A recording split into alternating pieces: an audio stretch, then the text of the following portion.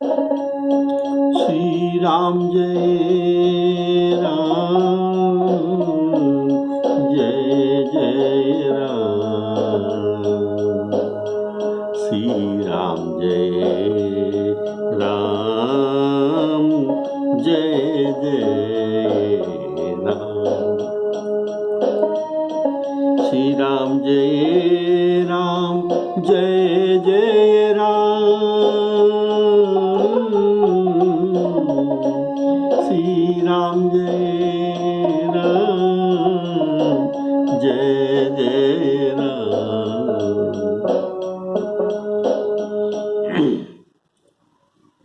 आदरणीय राम कथा के सुकृतों श्रोताओं को सप्रेम राम राम कहकर आज का राम कथा आपके सामने परिवेषण करने जा रहा हूं। आपने सुना था सुवर्ण पर्वत में श्री राम जी का झांकी, तो इनके झांकी में सुग्रीव जी, विभीषण जी, लक्ष्मण जी, अंगद, हनुमान आदि है। तो प्रभु का प्रश्न है कि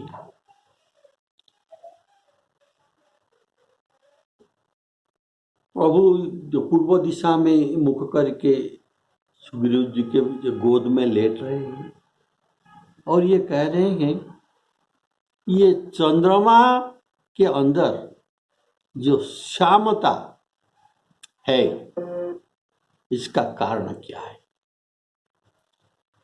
सब निर्भय होकर अपने अपने स्वमत को प्रकाश कर जिसके मन में जो भावे वे ऐसा ही उत्तर दे, हम सुनेंगे। बोले श्यावर रामचंद्र की जय, कह प्रभु शशि महु में चकताई,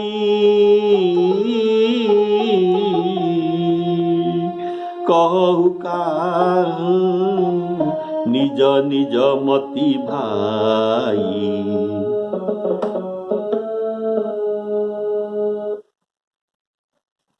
प्रभु का ऐसे पूछने का भाव बुद्धिमानों के समय ये काव्य शास्त्र विनोदन में व्यतीत होता है और मूर्खों का समय शौकीनी करने में व सोने में या कलम में बीतता है। जो शास्त्र में कहा गया है, काव्य शास्त्र विनोदेन कालं गच्छन्ति धीमतां, काव्य शास्त्र विनोदेन कालो गच्छन्ति धीमतां, व्यसनेन च मूर्खाणां,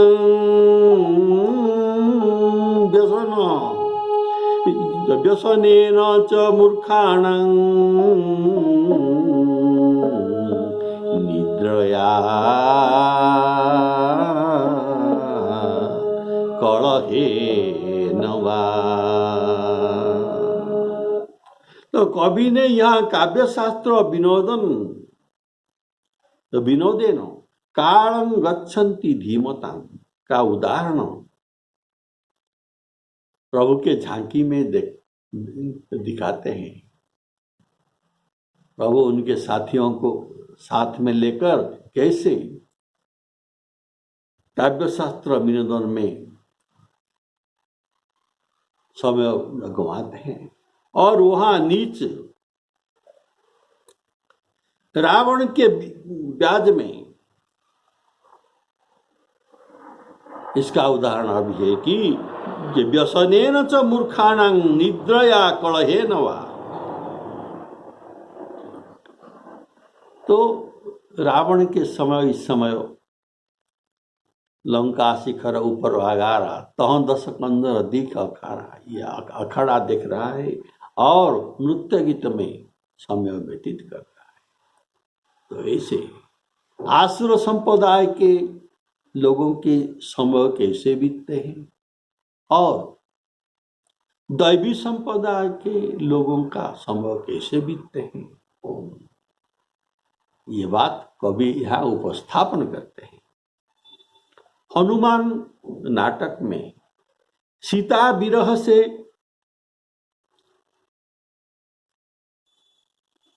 व्याकुल श्री रामचंद्र जी ने इसी जो प्रकरण से प्रश्न लखन से करते हैं। सुनिए सुंदर बात।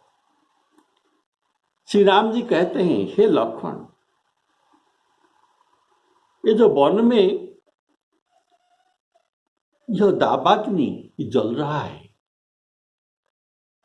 देखो वन में जो दावाग्नि, वन में जो अग्नि जलता है इसको दावाग्नि कहा जाता है। तो वन में यह जो दावाग्नि तरु शाखाओं को जला रही है, देख रही हो ना? तो इसे झरने की जल से शांत करो, नहीं तो वृक्षलता नष्ट हो जाए।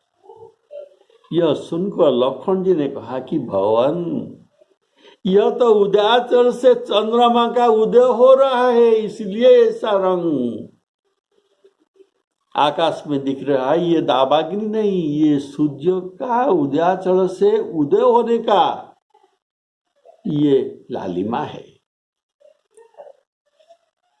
तो ये यहां दावाग्नि कहा। तब श्री रामचंद्र जी प्रश्न करते हैं, अच्छा अगर तुम्हारे बात सच है, ये अगर ये धूम नहीं और ये चंद्रमा है, तो अगर ये चंद्रमा है तो इसमें धूम कहां से निकला है? धूम क्यों निकला रहा है? तो लखन जी उत्तर देते हैं, नैव धूम, ये धूम भी नहीं है। आप जो कह रहे हैं ये दावाग्नि भी नहीं है और ये धूम भी नहीं है, तो क्या है? ये धरणी की छाया है, पृथ्वी का छाया उस पर है। नैव धूमो धरण्यां छाया अयं, यह धरणी की छाया है। संगता भूतं,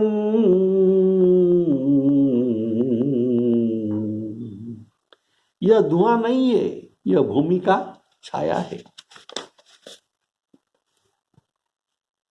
तब श्री रामचंद्र जी जानकी जी के विरह से जब करुणा युक्त तो हुए थे, तो इसीलिए ये बोलने लगे, कोई तो चंद्रमा की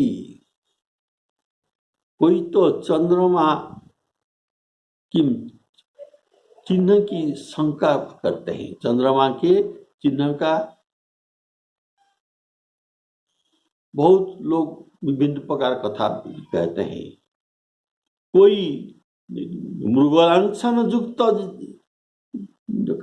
बताते हैं और कोई धूम बताते हैं, तो और कोई पृथ्वी की छाया भी बताते हैं। पर मैं तो यही कहूंगा, क्या कहूंगा? मैं तो प्रिया की वियोग की प्रचंड अग्नि का धूम ही कहूंगा, मेरे बात नहीं बदलेंगे। बोलिए श्याम रामचंद्र की जय। तो इनके परिस्थिति और मनोभाव के यहाँ परिस्फुट होता है और ये इसमें श्री राम जी रहते हैं। तो यहाँ भी गोस्वामी जी यही भाव सबके मनोभाव प्रकट कराना चाहते हैं। जितने वहां पर झांकी में है वही सबका मनोभाव प्रकट कराना चाहते हैं। तो पहले सुग्रीव जी बोले, हे रघुराई सुनिए, चंद्रमा में पृथ्वी का परछाई अर्थात पृथ्वी का छाया प्रकट हो रही है। इनके कहने के बाद फिर किसी ने कहा कि चंद्रमा को राहु ने मारा था, वही काला धब्बा उसके हृदय में पड़ा है, वही चंद्र का श्यामता है। पहले सुग्रीव जी ने बताया या यह भूमि के छाया है, तो इसके बाद और जब किसी ने बताया कि यह कहा कि चंद्रमा को राहु ने मारा था, वही काला धब्बा उनके हृदय में पड़ गया है। ये गहरी चोट के कारण, चोट के स्थान पर शरीर में, चंद्र के शरीर में श्यामता आ गई, तो ये काला चिन्ह दिखाई देता है। ये श्याम, ये आघात का, चोट का काला चिन्ह है। तो तीसरे आदमी और एक मत देते हैं, तो तीसरे में वही बोला कि प्रभु, मेरे मन में ऐसा आता है कि जब ब्रह्मा जी ने कामदेव की स्त्री रति देवी का मुंह बनाने लगे, तब उनके योग्य सुंदरता कहीं न देखी। कहां से ये सुंदरता लाएंगे? तो एक चंद्रमा में ही इनको देख पड़ी, चंद्रमा में ये सुंदरता है, और इनके सुंदरता लाकर मैं रति के मुख बना। तो ये चंद्रमा के सार भाग को निकालकर रति देवी का मुख बनाया। तो चंद्रमा से सार भाग निकाल कर देने के बाद चंद्रमा में छिद्र हो गया, और ये छिद्र के अंदर बाहर का दृश्य जो दिखाते हैं, जो दिख जाते हैं, छिद्र जो पर से, ये आकाश है। चंद्रमा में छिद्र था, और छिद्र के अंदर वही नीला आकाश दिखाई दे रहा है। इसीलिए चंद्रमा के अंदर हृदय में ये श्यामता दिखाई देता है।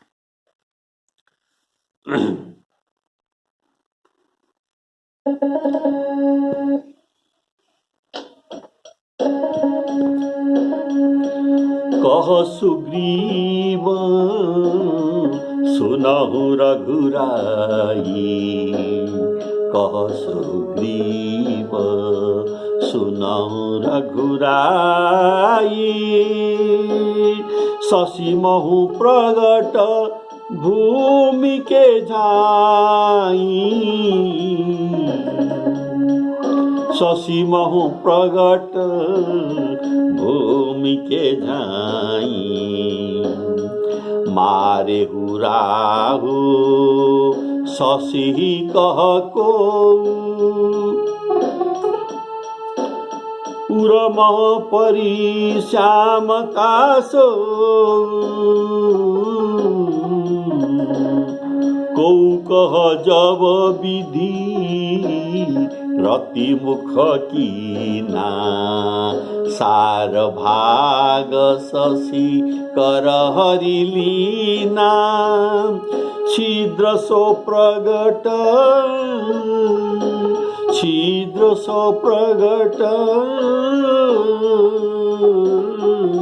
इंदु रमानी, इंदु चंद्रमा, छिद्र सो प्रगट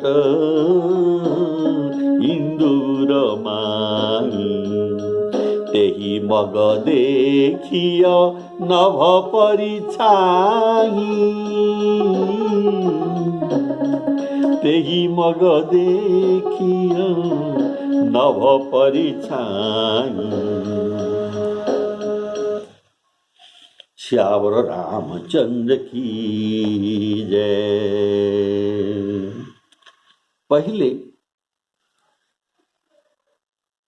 यह मन में सब जानना चाहिए कि चंद्रमा में श्यामता का कारण प्रभु जो पूछते हैं, यह प्रभु के भक्तों के साथ जो विनोद भाव है, ये विनोद करना, यह समझिए पहले। इसलिए ये प्रभु विनोद करने के लिए पूछते हैं, कहु काह निज निज मति भाई।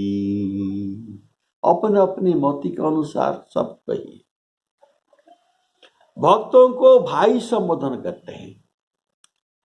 इसका भाव है भक्तों पर अपना निजत्व, अपना ममत्व और अपनापन प्रकाश करने के लिए सबको भाई संबोधन करते हैं। ऐसे ही वानरों के साथ भी प्रभु जो विनोद करते हैं। मुनि जेहि ध्यान न पावहि, नेति नेति कह वेद। नेति नेति कह वेद, कृपा सिंधु सोई कपि न सन। करत अनेक विनोद, करत अनेक विनोद। तो कपियों के साथ भी ये ऐसा विनोद करते हैं।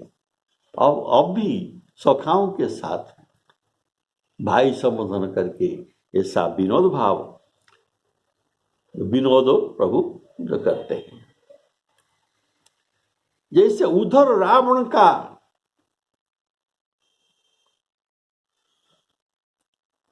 हास विलास और निशंकता कवि यहां दिखाते हैं। ऐसा परम प्रबल रिपुशीष पर, तद्यपि सोचन त्रास। इनको चिंता नहीं कि कोई भय नहीं है, ये आखड़ा पर विनोद कर रहा है। और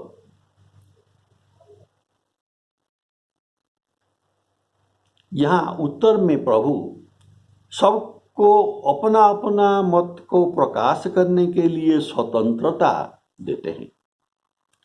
जैसे सुवर्ण पर्वत पर झांकी का वर्णन में सुग्रीव का नाम आपने पहले सुना था। प्रभु कृत शीस कपीस उछंगा। वैसे इस क्रम से पहला उत्तर सुग्रीव जी देते हैं और दूसरे का नाम विभीषण था। तो दूसरे में विभीषण का नाम जो था, कहलंकेश मंत्र लगी काना। और तीसरे चौथे में नाम था, तीसरे में अंगद का और चौथे में हनुमान जी का। बड़ भागी अंगद हनुमाना। तो इसी क्रम से ही सबने उत्तर भी दे रहे हैं, इसी क्रम के अनुसार। तो सुग्रीव जी उत्तर देते हैं कि चंद्रमा एक दर्पण सदृश है, जहां हम देखते हैं प्रतिबिंब। चंद्रमा एक स्वच्छ दर्पण के सदृश है और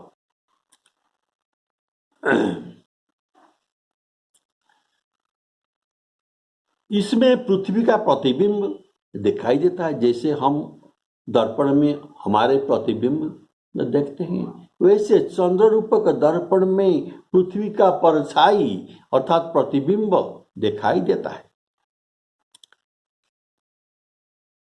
तो इसमें ये यहाँ पृथ्वी का प्रतिबिंब कहने का इनका मनोभाव क्या है, क्यों ऐसे उत्तर दिया, इनके परिस्थिति और भाव कैसा था, इसमें यहाँ परिस्फुट हो जाता है। तो सुनिए, सुग्रीव जी उत्तर देते हैं कि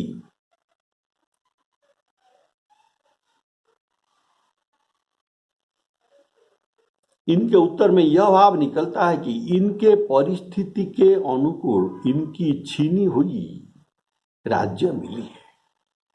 इनका परिस्थिति क्या है, इनका छीनी हुई राज्य उनको मिली है और वहाँ एक दो महीना में ये भोग विलास भी नहीं किए। वहां से राम जी के साथ चले आए तो राज्य स्त्री जो सब पाए थे उनके मन वहां पर है। इनके मन में राजसिक भाव है, तो इनको किष्किंधा राज्य और नया राजा होने के बाद फिर राज्य का विस्तारण, ये भाव उनके मन में आ रहा था। इसीलिए इनको ये जहां जहां देखते हैं इनको भूमि और राज्य ही दिखाई देता है। तो इसीलिए ये सर्वत्र भूमि ही इनको देख पड़ती है। अतः चंद्र की श्यामलता पृथ्वी के छाई ये कहती है। कह सुग्रीव सुनहु रघुराई, कह सुग्रीव सुनहु रघुराई।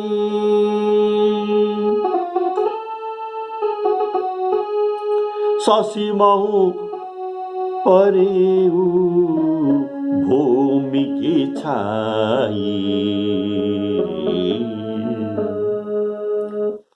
तो दूसरा आदमी अभी उत्तर देते हैं। ये दूसरा उत्तर किसने कहा? कभी इनका नाम नहीं देते हैं, लेकिन हम निकाल लेंगे कौन कहा है। इनका उत्तर है, चंद्रमा को राहु ने मारा था और वही काला धब्बा उसके हृदय पर पड़ा है, इसीलिए चंद्र में यही श्यामता दिखाई दे पड़ता है। ऐसा एक उत्तर देते हैं। कौन उत्तर दिया है इनका नाम कभी नहीं बताते हैं। मारे राहु शशि कह कोई, मारे राहु शशि कह कोई।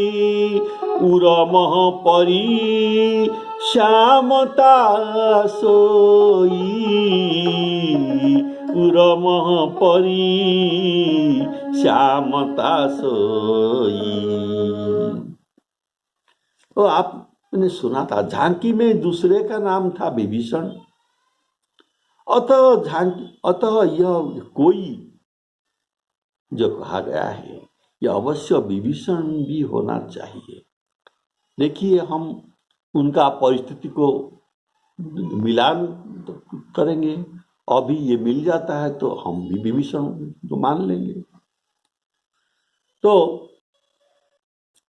इस उत्तर में जो मारने की बात कहा गया है, मारे हूं शशि ही कह कोई, अर्थात यहाँ जो मारने का बात कहा गया है।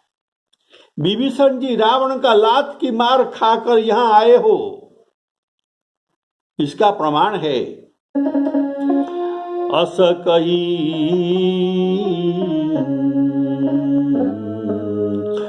कही कीन्हे से चरण प्रहारा, अनुजगहे पद बारही बारा।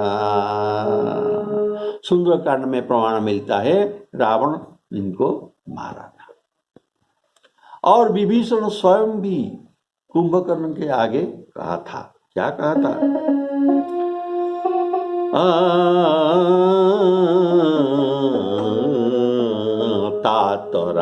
तात लात मारा, तात ये बड़ा भाई है ना, इनको तात संबोधन किया। तात लात रावण मोहि मारा,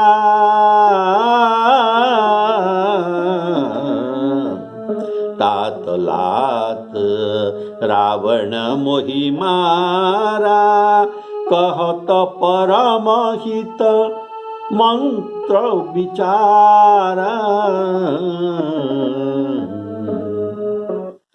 तो यह प्रमाण मिला कि विभीषण लात खाए थे, रावण का लात। तो यह लात की चोट ये अभी तक भूला नहीं है, अभी तक उनसे भूला नहीं गया है।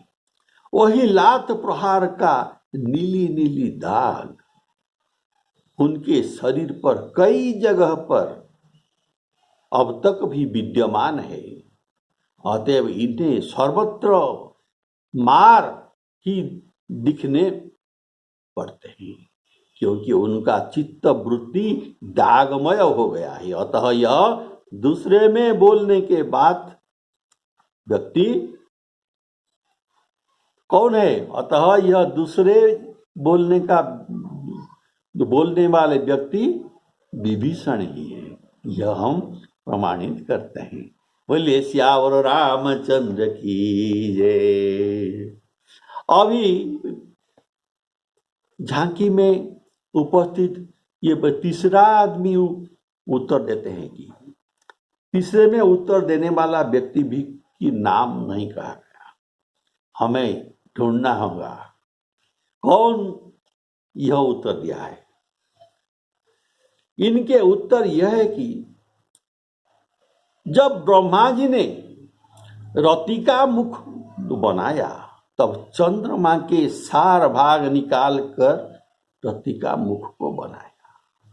यह सार भाग निकल जाने पर चंद्र में छेद हो गया और छिद्र से उस पार आकाश देखा गया। ये आकाश का नीला परिछाई दिख पड़ता है, ये श्यामता और कुछ नहीं, ये आकाश है जो चंद्र में छिद्र हो गया। ये आकाश का ये नील परिछाई है, यही चंद्रमा के श्यामता के कारण है। ये तीसरा आदमी ऐसा कहा। तो ये झांकी की तीसरा आदमी का नाम जो क्रम में आया था, ये कौन थे? ये थे बड़ भागी अंगद हनुमाना, बड़ भागी अंगद हनुमाना, चरण कमल चापत विधि नाना। तो ये था तीसरा आदमी था अंगद। तो यहां इनका उत्तर आपने सुना। को कह जब विधि रति मुख कीना, सार भाग शशि कर हरिलीना, छिद्र सो प्रगट इंदुर माही, तेहि मग देखिय नभ परिछाई। तो ये जो उत्तर दिए ये कौन है? हमारे समझ में तीसरा आदमी तो है अंगद हनुमान। अंगद है तीसरा आदमी और हनुमान जी होंगे चौथा आदमी जिनका नाम आया है। अब अंगद की परिस्थिति पर विचार कीजिए।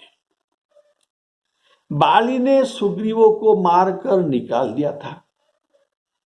इसका कारण एक यही है कि अंगद राज्य के अधिकारी था। किष्किंधा राज्य के अधिकारी बाली के बाद अंगद ही था, और अंगद के रहते सुग्रीव स्वयं राजा बनकर बैठ गए। अतः अंगद के जी में यह बात खटकती होगी कि जिसका मैं अधिकारी था वही राज्य मुझे न मिलकर दूसरे को दे दिया गया और मैं केवल युवराज बन गया। राज्य में कोई सार वस्तु नहीं है। जैसे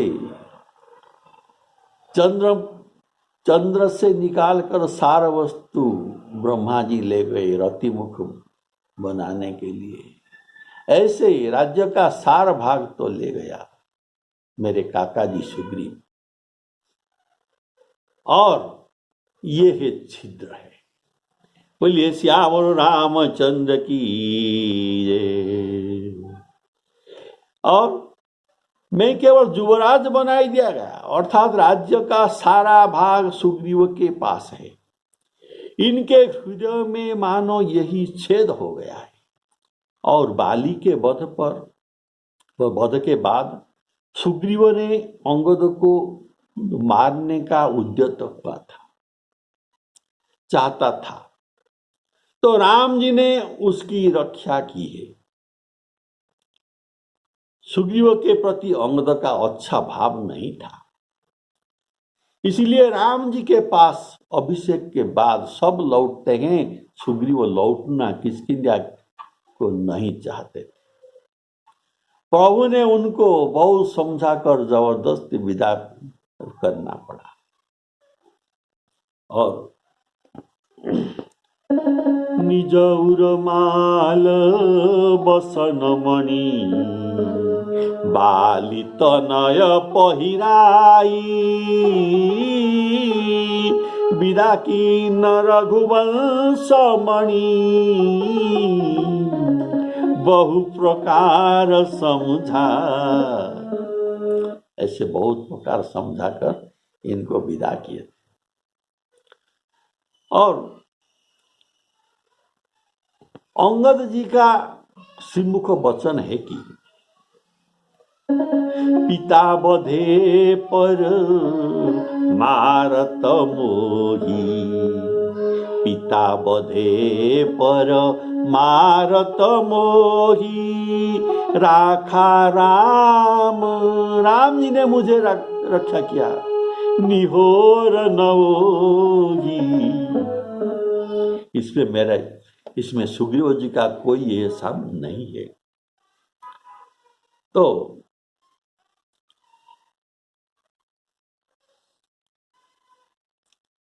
किसी शास्त्र में यह भी लिखा गया है इस संबंध में, ब्रह्मणा रति मुख चिकित्सता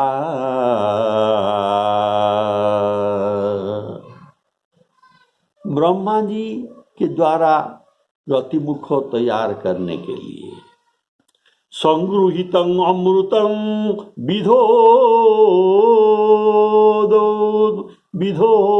तदा विधो चंद्र से उस समय संगृहीतं अमृतं अमृत संगृहित किया गया। इसी से छिद्र चंद्र में हो गया। तेन छिद्रं अभवत भी छिद्र हो गया, तद्यथा इसीलिए दृश्यन्ते गगनं बिंब नीलिता। दृश्यन्ते क्या देखा जाता है ना, दृश्यन्ते गगन बिंब, इनका प्रतिच्छवि, इनका छवि दिखा जाता है। छिद्रं अभवत गगनं बिंब नीलता, वह नीलता ये गगन के बिंब है, ये अर्थात ये आकाश का नीलिमता है। तो बोले श्यावर रामचंद्र की जय। अतः अंगद के परिस्थिति के अनुसार और उनके मनोभाव इस उत्तर में परिस्फुट होता है। को कह जब विधि रति मुख की ना सार भाग शशि कर हरिलीना छिद्र सो प्रगट इंदुर माही तेहि मग देखिय नभ परिछाई। यहाँ आज विश्राम देता हूँ। अभी प्रश्नोत्तर कार्यक्रम में विशेष उत्तर रघुनाथ जी देंगे और सबसे विशेष उत्तर हनुमान जी देंगे। तो इनके मन का भाव जो निकलेगा ये आप अगले एपिसोड में सुनेंगे। सबके कल्याण मस्त। सियावर रामचंद्र की जय।